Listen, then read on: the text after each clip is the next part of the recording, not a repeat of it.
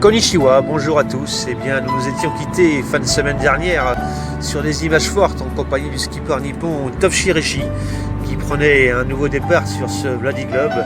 Et nous nous retrouvons au 13e jour de course en compagnie du skipper Petou le Dérison qui franchit la ligne équateur et atteint l'hémisphère sud. Et la tradition impose aux marins qu'il fasse une offrande à la mer, également qu'il arrose son bateau et qu'il le trinque au dieu des mers Neptune.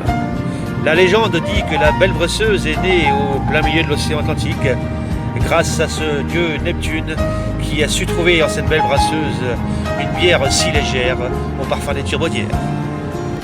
Mais le maître brasseur de l'Atlantique Sud est bel et bien le skipper Gravois Riante qui prend la tête du classement général ici dans la latitude de Rio de Janeiro. Décidément, Gravois ne manque pas de nous épater et prend de la hauteur en ce début de troisième semaine. Mais malheureusement, nous apprenions samedi soir, peu avant 19h, sur les ondes du Bloody Globe, et bien que le skipper gallois Bruno Thompson sur Hugo Boss, en perte de vitesse ces dernières heures, eh bien, était victime d'une avarie sur l'avant de son bateau.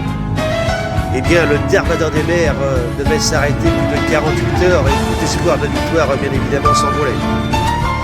Et ainsi, le petit prince de Monaco, Tata Hermann, héritait de la seconde place et pouvait aborder l'anticyclone Sainte-Hélène en toute quiétude. Stevie Amadeo sur Durest arrêt fenêtre tournait quant à lui au Force 4 dans un poteau noir capricieux. Il entreapercevait quelques milles nautiques devant Fredo Tripon qui lui avait passé l'équateur en ce milieu de semaine et avait pu sortir un très bon cru Château Lamiche en hommage au dieu Neptune. Pas de pression particulière pour notre skipper suisse Gitan Rora qui glisse sans difficulté majeure depuis les Canaries vers l'autoroute du Sud. Ça glisse avec et sans savonnette. Notre Kenji suisse est bien dans l'allure et joue à collet serré avec notre dieu des stades Diego Armando Atanasio.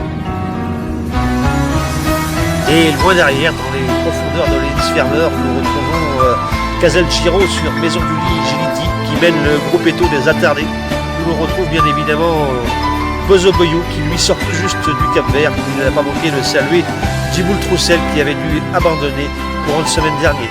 Et la bonne nouvelle, c'est que le skipper de Sévrien sera bien au départ de la prochaine Jacques Vabre qui aura lieu vendredi 7 décembre. Cette projection est dédiée en la mémoire de Diego Armando Maradona. Merci Diego, on te dit adieu.